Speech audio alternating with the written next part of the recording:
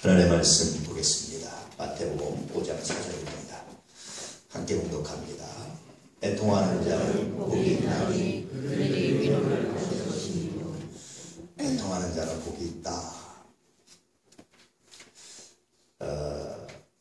먼저 연세 드신 분들께 제가 좀 사과의 말씀을 드리고 시작하면, 제가 좀 나이를 먹나 봅니다. 죄송하지만 전에는 누가 공격도 하고 욕먹고 뭐 별로 그렇게 신경을 안 썼어요. 내가 어떤 일을 하고 어떤 일을 옳은 일을 하고 내가 믿음 안에서 살아간다 라는 그런 일종의 자부심, 자신감, 그 일을 위해서 욕을 먹을 수 있다 라는 생각. 그런데 또 어떤 일을 위해서는 일정 부분 상처도 필요하다, 뭐 이런 생각들. 근데 점점 지나갈수록 빈총도 맞는 것은 두렵다, 이런 생각이 막 들고요. 전에는 드라마로 그래서 집사람이 울면 저를 왜 우나 그랬는데, 사실은 제가 요즘 집사람 몰래 눈물을 흘리고 있습니다. 자꾸 이게 여성 호르몬이 많아져서 그런가 이런 생각이 들잖아요. 또 가능하면 상처 안 주고, 가능하면 빈총도 안 맞게 좀 일을 처리했으면 좋겠다. 그러다 보니까 조금 소심해지고 조금 조심스러워하고 하는 것도 있는데, 가만히 그 원인을 생각하다가 원인을 하나 밝혀냈습니다. 저랑 비슷한 생각을 가지고 연구한 사람들이 있습니다. 쓸데없는 연구를 했는데요. 버클리 대학의 어떤 연구팀들이 연구를 했는데, 그 결과가 뭐냐면, 슬픈 영화라든지 이런 것들을 보여주고 젊은 사람과 나이 든 사람들의 반응을 체크를 했어요. 젊은 사람들은 별로 시큰둥하고 그런가 보다.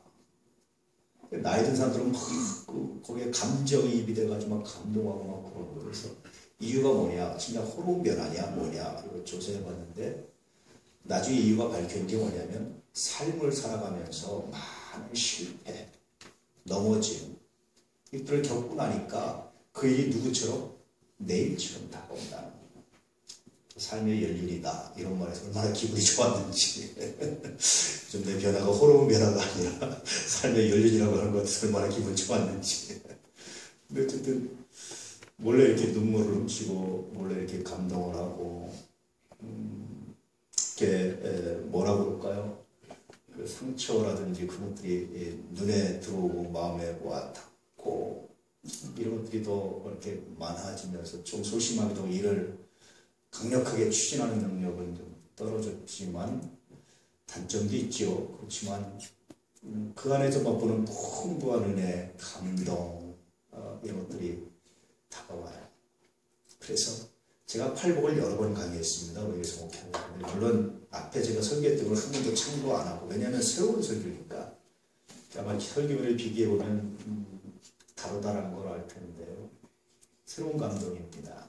그러다가 오늘 말씀 보다 보니까 팔공사에서 얼마나 은혜가 되는지.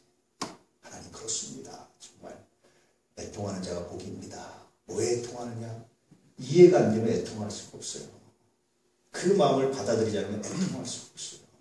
그 상황에 대해서 마음으로 깊이 공감하지 않으면 애통할 수가 없어요. 애통하는 자는 복이 있다. 그래서 뒤집어 보면 어떤 뜻입니까? 이해하는 자는 복이 있다. 그 아픔을 공감해주는 자는 복이 있다. 그 슬픔에 공감해주는 자는 복이 있다. 세월호 사건 때문에 얼마나 마음 아파합니까? 아마 우리 전체가 다 그 부모들한테 골백 번을 사과해도 그 상처가 어떻게 시키겠어요? 자녀를 잃은 그 마음을 무엇으로 위로할 수 있겠습니까? 여러분, 혹시 그래서 이렇게 요구하고 이렇게 데모하고 하는 것에서 마음 불편하시다면 너그럽게 이해해 주시기를, 아마 그 일이 내 일이라면 난 어떨까? 이런 생각, 내 자식을 했다면 난 어떨까? 하는 생각 한번 해보시고, 그 아픔에 대해서 좀 이해해 주시고, 교통의 불편함을 조금 이해해 주시면 어떨까? 그 마음이 들죠. 그래서 애통하는 자는 복이 있다. 이 말씀은 정말 탁월합니다. 다시 말하면 상대의 아픔을 보고 애통할 줄 알 만큼 성숙한 사람은 복이 있다. 그의 아픔을 나와 무관하다고 말하지 않고 그의 아픔에 깊이 함께 공감할 수 있는 사람이 정말 복이 있다. 그래서 오늘 말로 바꾸면 어떤 뜻이냐면 공감할 줄 안다는 복이 있다. 그런 뜻입니다. 현대어로 바꾸자면. 그 복이 어떤 거냐? 저희가 위를 받을 것이다. 다시 말하면 너도 너의 삶에 공감받을 것이다. 너희가 공감한 그것이 정의로 은혜로 바뀌는 것을 경험하게 될 것이다. 그런 뜻입니다. 여러분, 애통이라는 것은요 단순히 우는 게 아닙니다.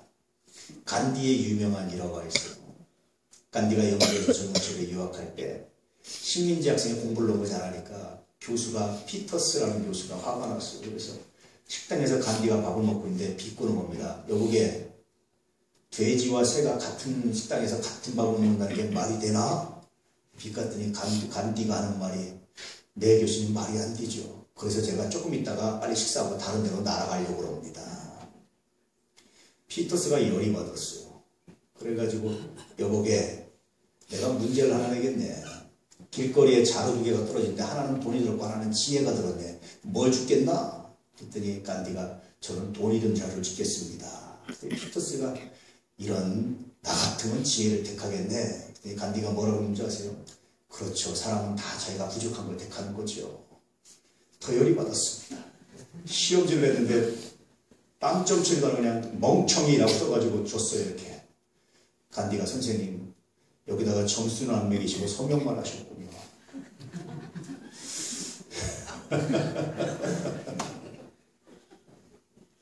저는 간디의 위대함이 어디냐면 거기 있지 않았을까 생각을 했어요. 왜 누가 알아주지도 않는데 비폭력 저항을 하면서 인도의 그 많은 8억 인구를 위해서, 그 많은 인구를 위해서, 그 많은 사람들을 위해서 그 길을 걸어갔을까? 유학을 하고 얼마든지 자기 개인적으로 명심을 택하고 호의의식을 얼마든지 할 수 있었는데 그걸 버리고 그 길을 간 이유가 뭘까? 그 자기 민족의 아픔에 그렇게 동참한 이유가 뭘까? 애통한다는 건 여러분 반드시 우는 것만 말하는 건 아닙니다. 애통할 줄 알기 때문에 반대로 뭐 합니까? 웃을 줄 아는 거예요. 애통할 줄 알기 때문에 반대로 뭡니까? 여유 있게 지낼 수 있는 거예요. 애통할 줄 알기 때문에 그런 겁니다. 저는 간혹 가다가 특수목회하는 분들한테 참 놀랄 때가 있어요. 우리는 장애를 가진 분들은 말을 얼마나 조심합니까? 혹시 상처받을까봐 조심하고 말 하나도 조심하고 막 신경 쓰고 막 그러잖아요.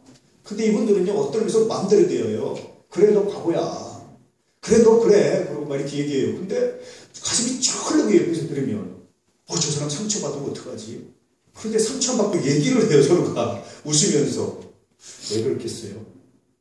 그렇게 말하기까지는 그 전에 그 마음을 충분히 담아내는 그 무엇이 있었기 때문에. 그래서 그런 말도 서로가 농담으로 주고받을 수 있는 관계. 근데 만약에 모르는 제가 했다면 어떻게 되겠습니까? 난리가 나죠. 그건 당연하지 않겠습니까? 애통이라는 것은요. 늘 울고 슬프고 찡그리고 참 맨날 울면서 그렇게만 말하는 게 아닙니다.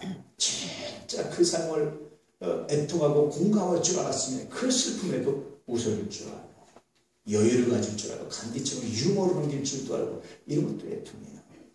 그러니까 애통의 범위는 굉장히 넓습니다. 진짜 공감하면 그 아픔을 같이 웃어 넘길 수도 있고 해악으로 넘길 수도 있고 유머로 넘길 수도 있고 같이 공감을 직설적으로 표현해 줄도 알고 이렇게 애통입니다.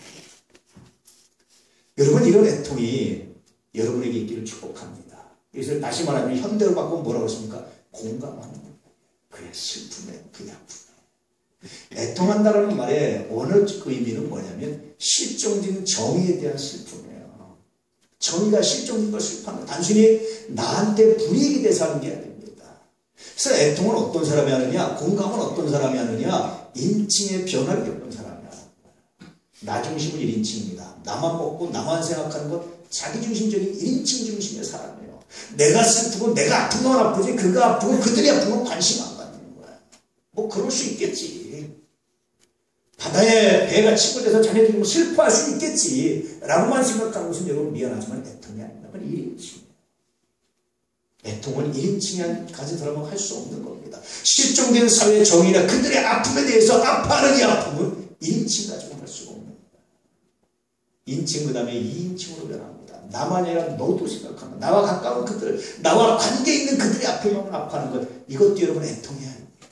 본문에서 말하는 애통은 뭐냐면 나와 관계없는 그들, 3인칭, 그들의 아픔에, 그들의 슬픔에, 그들이 당하는 고난에, 그들이 실종된 정의로 인해서 당하는 고통에 아파하는 것, 이것이 애통입니다. 그들이 당하는 아픔에 내가 공감해 줄 수 있는 것, 이런 사람이 복이 있다. 그런 사람이 하나님께서 위로를 주시고, 다시 말하면 너희가 그 실종된 정의를 가지고 아파할 때 하나님께서 위로를 주시는데 어떤 위로를 주시느냐? 정의가 회복되는 위로를, 그들의 아픔에서 벗어나게 되는 위로를, 그들의 아픔이 치유되는 것을 목도하는 위로를 하나님이 너에게 주신다. 그렇게 말씀하십니다. 북한에 많은 사람들이 얼마나 고통당하고 있습니다. 정말 여러분, 탈북자를 만나서 얘기 들으면 정말 가슴 아파. 그래서 그들이 그렇게 열심히 남한에 와서 열심히 노력해서 번 거 가지고 다시 정말 자기 북한에 있는 자기 누구한테 보내주려고 얼마나 이게 그럼 많이 떼기도 하고요, 수시로도 많고, 이게 불법이라서. 그래도 참 노력해서 하는 일이 그거예요. 우리는 형제들 잘 안 돌아보잖아요. 요즘은 부모를 갖다 버리기도 하고 자식을 갖다 버리기도 하잖아요. 북한이 우리보다 고통스럽고 공산처에서 힘들게 살지, 최소한 우리보다 애통할 줄 아는 성숙함을 가졌다 탈북자들. 제가 간혹 제3세계 학생들을, 제3세계 젊은이들을 만날 때가 있습니다. 왜 공부하느냐? 우리 민족에게 복음 전해야 되고 있습니다. 우리 부족에게 복음 전해야 되고 있습니다. 얼마나 마음이 뭉클한지 몰라요. 우리는 너 예수를 믿느냐? 아, 내가 예수 믿고 구원 받으려고요. 내가 잘 되려고요. 내가 복 받으려고요. 자, 왜 점점점 사회가 발전하고, 왜 점점점 부자가 돼가고, 왜 점점점 잘 살수록 1인칭이 1인칭에서 2인칭, 3인칭으로 바뀌어가자고, 거꾸로 3인칭이 2인칭이 2인칭이 1인칭으로 바뀌어가니까. 그래서 누가 살려달라고 소리로 돈 벌었죠. 누가 고통당해 돈 벌었죠. 왜 그렇게 자꾸 거꾸로 갈까? 슬프잖아요. 그래서 오늘 말씀 목사님은 뭐냐면, 애통하는 자에게 실종된 정의를 가지고 정말 아파하는 사람들에게, 나와 관계가 없는 그들이 당하는 아픔에도 내가 슬퍼하며 공감하는 자에게 하나님 정의가 회복되는 복을 주시고 위로 주신다는 말씀이 뭐냐면, 어떤 사회에서 불의가 나타났다, 정의가 실종됐다는 것은 심각하게 우리에게 뭐라고 질문하시는 겁니까? 네가 애통하지 않아서 그래. 여러분, 이 사회가 정의가 실종됐다고 생각하십니까? 오늘 말씀 목사님 깊이 얘기하는 것은, 하나님, 내가 애통하지 않아서 그렇습니다. 내가 정말로 애통하지 않아서 이 사회에 정의가 실현되지 않고 있습니다. 위로를 받는 일들을 내가 경험하지 못한다는 사실, 하나님, 내가 애통하지 않아서 그렇습니다. 하나님, 용서하시고. 이건 정치인들의 문제라든지, 누구 돈 있는 사람 몇몇 사람의 문제가 아니라, 하나님, 당신의 자녀들, 특별히 나의 문제입니다. 애통하지 않았음을 용서해 주십시오. 아픔을 겪었는데 1년이 지나도록 왜 특별한 일이, 특별한 위로가, 특별한 것이 기회되지 않느냐? 왜 정의가 실종되느냐? 하나님, 내가 정말 애통하지 않았던 것입니다. 이런 회개를 하게 하는 말씀이 오늘 말씀이기도 합니다. 아프리카 모로비아라는 곳에 가면요, 데일리 토크라는 칠판이 하나 있대요. 그 지역의 문맹률이 40%랍니다. 근데 알프레드라는 청년이 겨우 자기가 글을 깨쳐서 보니까 자기 동네 사람들이 내적으로 14년 동안 고생하고 아무런 정보도 없고 단절되고 글을 읽을 줄 모르니까 신문을 하나 사려면 자기 하루 일당을 다 투자해야 신문 하나 살 수 있고, 그러니까 신문도 못 사고 글도 못 읽어서 마음이 아파서 이 청년이 판잣집에다 크게 이렇게 하나 칠판처럼 하나 걸어놓고요, 매일같이 뉴스를 자기가 일부러 어떻게 요약해서 주고, 글 모르는 사람한테는 기호나 그림을 그려서 표시를 해주는 거예요. 몇 년이면 14년 했답니다. 굉장히 놀라운 변화가 일어났어요. 희망을 말하지 않던 젊은이들 오면서 희망을 말하고 서로 토론하고, 그래서 마을 주민들이 정말 고맙다, 눈 뜨게 줬다. 그래서 지금 거기가 관광명소가 됐다고 해요. 14년간의 희생, 헌신 왜 했겠습니까? 자기 돈 들여서 왜 신문을 사서 정보를 사서 거기다 그걸 매일같이 기록하는 일을 왜 했을까요? 이게 여러분 얼마나 힘들고 고통스러운 과정인지 몰라요. 그렇다고 누가 돈을 준 것도 돈벌이도 아닙니다. 근데 지금은 특파원이 생겨날 정도로요, 이걸 받아서 막 이렇게 전파해주는 사람이 생겨날 정도로, 또 다른 소식을 알려주는 사람이 생길 정도로 굉장히 유명한 일이 했는데 14년간 그냥 된 게 아닙니다. 알프레드는 청년의 마음을 제가 생각해보면 아마 애통이지 않을까. 내전으로 고통당하면서도 그를 모르면서도 이렇게 고통스럽게 살아가는 자기 동족에 대한 애통, 오히려 나만 잘 살아야 된다는 생각이 아니라 그들과 함께 되겠다는 이 애통이 그로 하여금 이런 일들을 만들어냈고 비로소 위로받는 일들이 나타나지 않았을까. 애통을 사랑할 수 있게 축복합니다. 실종된 정의 앞에서 누구를 비난하고 욕하기 전에 하나님, 내가 애통하지 않아서 먼저 회개할 수 있는 하나님의 사랑입니다. 그래서 오늘 말씀은 묵상하면 묵상할수록 정말 탁월한 은혜가 있었습니다. 하나님께서 우리 그리스도인들을 모르는 겁니까, 여러분? 우리만 잘 먹고 잘 살기를 원하는 사람들이 아니라 세상의 아픔을 공감할 줄 아는 사람이라고 인정하시고, 그리스도인들은 그랬다고 말씀하시고, 너만 잘 먹고 잘 사는 사람이면 내가 잘 돼서 남들에게 나눠서 함께 고통, 함께 공감하고 함께 살아갈 수 있는 상생을 생각하는 사람들, 그리스도인은 그런 사람들이라고 말이죠. 뿐만 아니라 이런 공감의 능력은 여러분의 삶을 또다시 성장시키는, 성숙시키는 정말 놀라운 열매로 여러분에게 응답되고 보답되고 있다고 말씀하시고, 이런 애통이 있기를 축복합니다. 실종된 정의 앞에서 애통한테 먼저 할 수 있는 사람, 누구한테 책임 떠넘긴 사람은 애통할 줄 아는 사람, 사회 지도 중에 자살을 오면서 누구 때문이라고 말하기 전에 애통할 줄 아는 사람, 이런 믿음을 간직하고 다시 오늘 말씀을 묵상하시는 하나님의 사람들 되시기를 축복합니다. 오늘 말씀은 이런 분들이 생각나게 합니다. 유명한 극작가 찰스 랩이라는 사람이 있죠. 이 사람이 젊은 시절에 청원에서 딱지 맞은 적이 있어요. 왜 딱지 맞았냐면 사랑하는 여인에게 청원하려고 막 급히 길을 가는데 가서 그냥 막 가서 두드렸습니다. 그랬더니 하이나라가 나와서 아가씨가 만나고 싶지 않답니다. 왜 그래요? 내가 청혼하려고 왔는데. 그때 그 아가씨가 했던 말이 이제 전달이 되는 거예요. 당신이 청혼하러 온다는 소식에 창문을 열고 당신이 우리를 기다렸어. 당신의 눈을 보는데 멀리서 오다가 당신은 급하게 원하고 거린 여인을 밀어뜨려 놓고도 사과도 하지 않고 무조건 달려왔어. 약한 자에게 피해를 주고도 사과하지 않고 자기 목적을 위해서 달려오는 당신에게 내 인생을 맡길 수가 없습니다.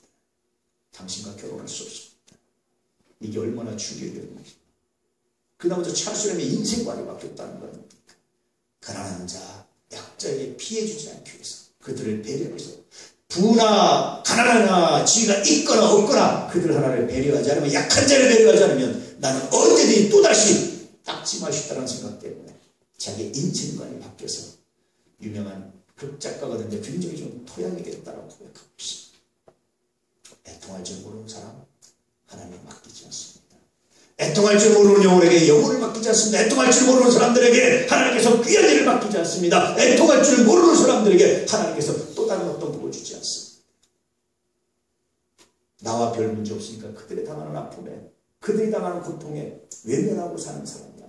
나도 힘들다고 말하는 사람이 아니라 나도 힘들지만 내가 그들을 위해서 애통하는 것을 내가 드러내기 원합니다. 표현을 줄 아는 그런 사람 되셔서 여러분의 애통에 위로받으시고 여러분의 애통에 열매가 주시는, 여러분의 애통에 하나님이 함께 하시는 은혜가 있기를 축복합니다. 주님은 그렇게 말씀하셨습니다. 십자가를 지고 가는데 여인들이 우니까 예루살렘의 딸들아, 나를 외우지 말고 너희와 너희 자녀들을 외우라. 우는 자가 복이 있습니다. 할렐루야. 그 웃음을 가지고 유머로 풀어내는 자가 성숙입니다. 나와 무관한 그들의 아픔을 해서 공감하고 내 물질과 내 마음과 내 시간을 덜어낼 줄 아는 능력이 그리스도의 능력이고 하나님의 자녀의 능력이고 이들에게 복을 주신다고 말씀합니다. 우리 사랑하는 연애 가족들, 이 은혜가 있기를, 이 믿음이 있기를. 너 왜 그러느냐? 내가 예수 믿습니다. 예수 믿는다는 게 뭐냐? 예수님께서 우리를 위해서 십자가 그 길을 걸어가셨기 때문에 나도 걸어가기 원합니다. 나를 외면하셨다면 내가 어찌 구원을 받겠습니까? 혈통적으로는 유대인이고 나는 한국인입니다. 인간의 혈통적으로. 근데도 그분이 모르는 그들을 위해서, 온 인류를 위해서, 자신의 십자가에 못 박는 그들을 위해서까지도 십자가를 지었습니다. 내가 그런 예수를 믿습니다. 그래서 나도 애통하기 원합니다. 그래서 오늘 마지막 오늘 말씀에 마지막 메시지는 뭐냐면 너 그리스도를 따르고 있느냐? 라는 질문. 너 그리스도를 믿고 있느냐? 너 그리스도의 십자가를 묵상하고 있느냐? 너 그리스도가 왜 십자가를 묵상하고 있느냐? 너 알고 있느냐? 라는 물음을 주님께서 우리에게 던지고 있는 거예요. 정말 이러면 답하고 있다면, 이 물음에 무엇으로 답하기를 원합니까? 라고 묻는다면 애통으로 답해다오 라고 주님 말씀하십니다. 주님의 물음에 애통으로 답할 수 있는 하나님의 사람들 될 수 있기를 축복합니다. 나도 부족하고 나도 힘들지만 내 삶에도 많은 문제가 있지만 그러나 주님, 내가 주님을 믿습니다. 애통이 내 삶의 키워드가 되게 해주십시오.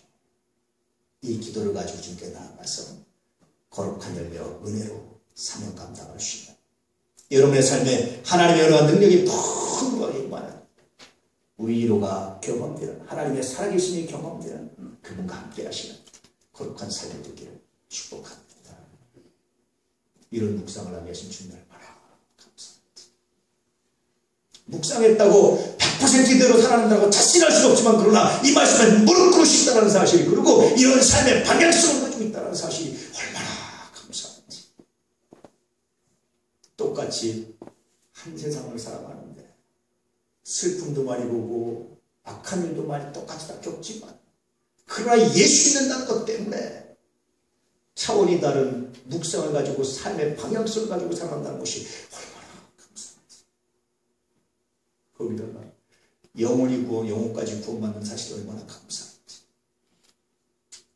여러분은 그리스도인입니다. 여러분은 하나님의 자녀입니다. 여러분은 하나님께로부터 생명을 얻은 분들입니다. 뿐만 아니라 하나님의 자녀가 되는 권세를 받은 분들입니다. 그 권세를 애통하는 데 쓸 수 있기를 축복합니다.